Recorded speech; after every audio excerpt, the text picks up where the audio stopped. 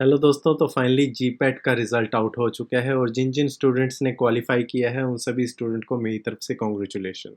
मैं नहीं जानता था मेरे चैनल के साथ इतने ब्रिलियंट स्टूडेंट जुड़े हुए हैं और उनका इतना अच्छा रैंक आया है।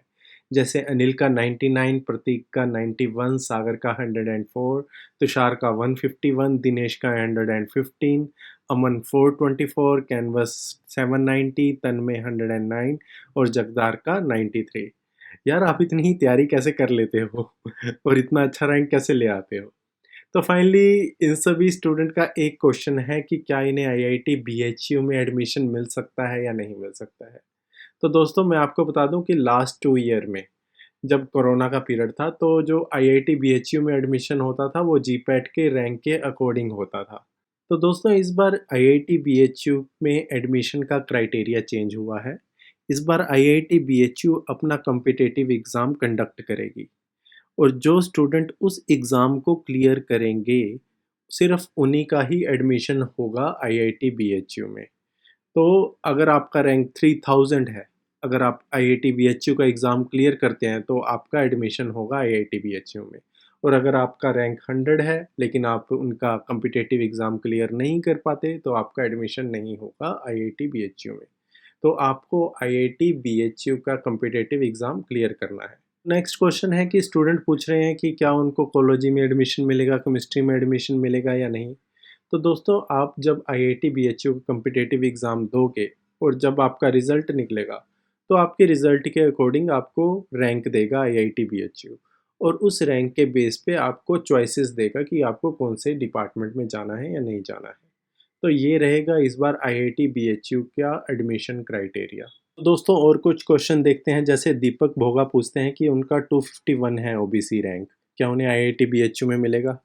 तो मैं दीपक भोगा से यही कहूँगा कि आप आईआईटी बीएचयू का कॉम्पिटिटिव एग्ज़ाम क्लियर करें और अच्छा रैंक लेके आएँ उस एग्ज़ाम में, तो आपको ज़रूर एडमिशन मिलेगा आईआईटी बीएचयू में। और दीपक भोगा कहते हैं कि वो मुझसे डायरेक्ट बात कर सकते हैं, तो दीपक भोगा से कहूँगा कि आपके जो भी क्वेश्चन हो मेरे चैनल में कमेंट सेक्शन में पूछिए, मैं डेफिनेटली उन क्वेश्चंस का आंसर दूंगा। राजश्री जाना और शीतल सरदाना हमसे पूछते हैं कि अगर एडमिशन टेस्ट होगा तो क्या जीपैट का रैंक मैटर करेगा या नहीं। तो मैं इन्हें आंसर करना चाहूँगा कि जीपैट एक बेसिक क्राइटेरिया है। अगर आप ये क्वालिफाई करते हैं तभी आप आईआईटी बीएचयू का कॉम्पिटिटिव एग्ज़ाम दे सकते हैं।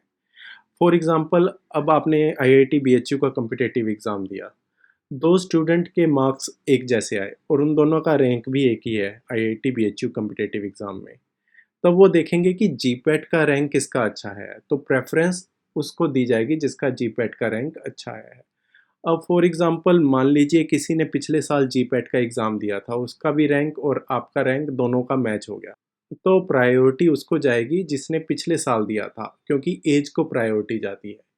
तो यहाँ पर मैं फिर से आपको एडमिशन क्राइटेरिया बता दूँ। पहले आपका जीपैट क्वालिफ़ाई होना चाहिए। अगर आपका जीपैट क्वालिफ़ाई है तभी आप आईआईटी बीएचयू के कॉम्पिटिटिव एग्ज़ाम में बैठ सकते हैं। जब आप आईआईटी बीएचयू का कॉम्पिटिटिव एग्ज़ाम देते हैं और अगर आपका रैंक किसी और स्टूडेंट के रैंक के साथ मैच हो जाता है, आईआईटी बीएचयू के एग्ज़ाम की बात कर रहा हूँ, तब आपका वो देखते हैं जीपैट रैंक। और जब आपका जीपैट रैंक भी किसी और स्टूडेंट के साथ मैच हो जाता है तब वो आपकी देखते हैं एज क्या है। ओके, तो ये है एडमिशन क्राइटेरिया इन आईआईटी बीएचयू। तो विकास कांबले पूछते हैं क्या जीपैट क्वालिफाई करना कंपल्शन है, तो यस, जीपैट क्वालिफाई करना कंपल्शन है। के हमसे पूछ रहे हैं कि उनका जो जीपैट है बस कुछ ही नंबर से रह गया, तो क्या वो आईआईटी के एंट्रेंस एग्ज़ाम में बैठ सकते हैं। तो मैं कहूँगा नहीं, वो आईआईटी के एंट्रेंस एग्ज़ाम में नहीं बैठ सकते। आईआईटी के एंट्रेंस एग्ज़ाम में बैठने के लिए आपका जीपैट क्वालिफाई होना मस्ट है। तो भविष्य धूमर हमसे पूछ रहे हैं क्या सर 2 डिग्री एक साथ कर सकते हैं या नहीं? आपने एक वीडियो में मेंशन किया है कि एक लड़की ने एमबीए भी साथ में की थी। तो यस, आप 2 डिग्री एक साथ कर सकते हैं। लेकिन वो जो लड़की है उसने एमबीए डिग्री डिस्टेंट एजुकेशन पे की थी। जैसे कि उसका रेगुलर जो चल रहा था वो एमफार्म चल रहा था। लेकिन वो एमबीए नरसी मोंजी से कर रही थी पार्ट टाइम। तो आप भी ऐसे डिग्री ले सकते हैं कोई भी। जिन्होंने 30 मई से पहले फॉर्म नहीं भरा तो वो दोबारा फॉर्म नहीं भर सकते। तो रोहित, मैंने आज ही ट्राई किया है, मैंने आज अपने आप को रजिस्टर किया, इनकी साइट पे लॉगिन किया और एप्लीकेशन फॉर्म फिल करके देखा है, तो आप फिल कर सकते हैं। तो नेहा भी सेम क्वेश्चन पूछ रही है कि बट रजिस्ट्रेशन नहीं हो रहा है।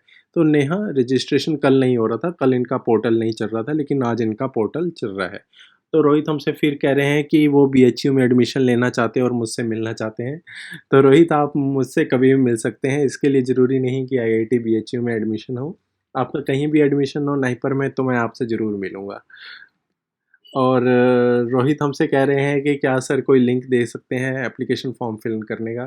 तो रोहित, आप सिंपल डालिए गूगल में पीजी एडमिशन आईआईटी बीएचयू, आपको वहीं सीधा उस साइट पर ले जाएगा।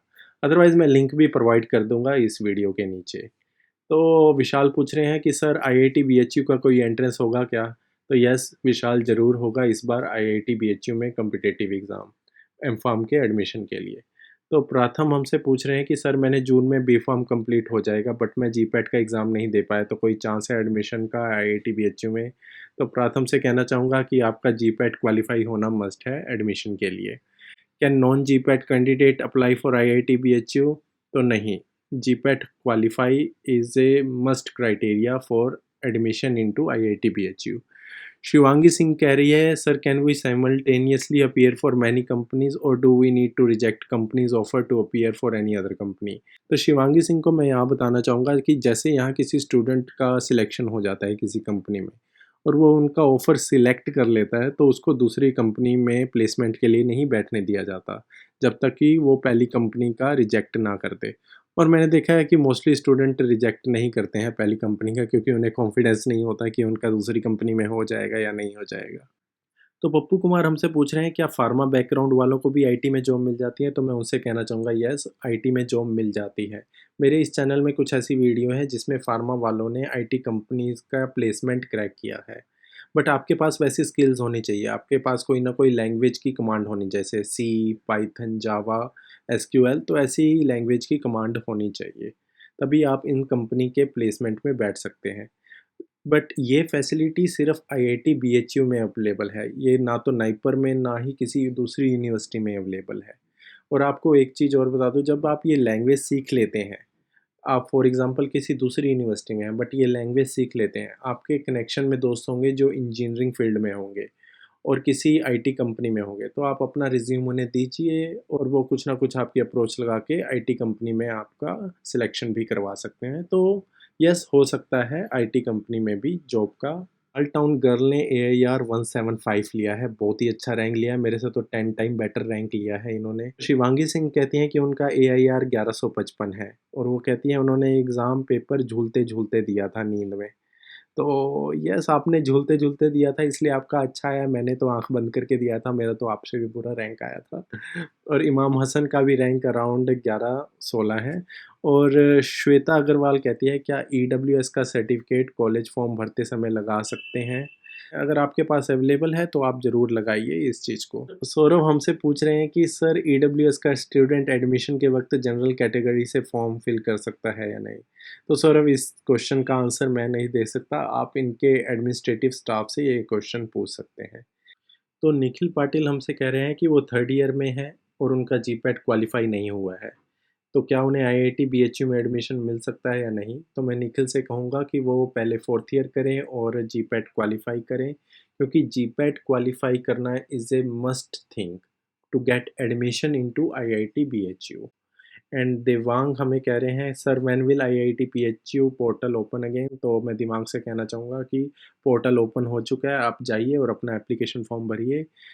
और समन खान कह रहे हैं कि आईआईटी बीएचयू का एडमिशन फॉर्म जब भी निकले तो उसके ऊपर वीडियो बना दीजिए। तो समन, मैंने वीडियो बना दी है और अपने चैनल पे अपलोड कर दी है।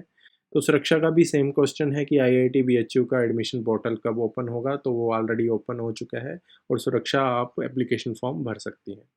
तो दोस्तों, अब्दुल मोहसी ने हमसे 2 क्वेश्चन पूछे हैं, बहुत ही प्यारे क्वेश्चन पूछे हैं। तो पहले क्वेश्चन में वो हमसे पूछ रहे हैं, क्या बीफार्म का स्टूडेंट CSIR नेट का एग्ज़ाम दे सकता है केमिकल साइंस में? और दूसरे क्वेश्चन में हमसे पूछ रहे हैं कि मेडिसिन केमिस्ट्री में एमफार्म करने के बाद क्या CSIR नेट दिया जा सकता है JRF और लेक्चरशिप दोनों के लिए? तो अब्दुल, इसके ऊपर मैं एक अलग से वीडियो बताऊंगा और मैं आपको इसका एक रीज़न बताता हूँ कि बहुत सारे बी फार्म के स्टूडेंट जानते ही नहीं हैं कि एम फार्म करना ज़रूरी ही नहीं है फर्दर स्टडी के लिए। आप डायरेक्ट बी.फार्म से पीएचडी कर सकते हैं।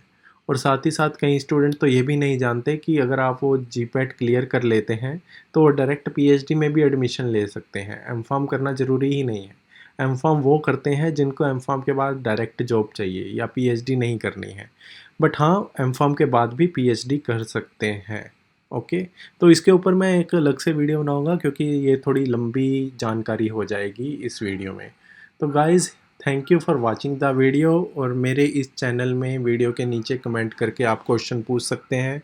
मैं अपनी पूरी कोशिश करूँगा उन क्वेश्चन का आंसर देने की। और दोस्तों, प्लीज़ ज़्यादा से ज़्यादा लोग मेरे इस चैनल के साथ जुड़िए सो दैट कि हम अपना एक फार्मा फैमिली ग्रुप बना सकें। So thank you for watching the video.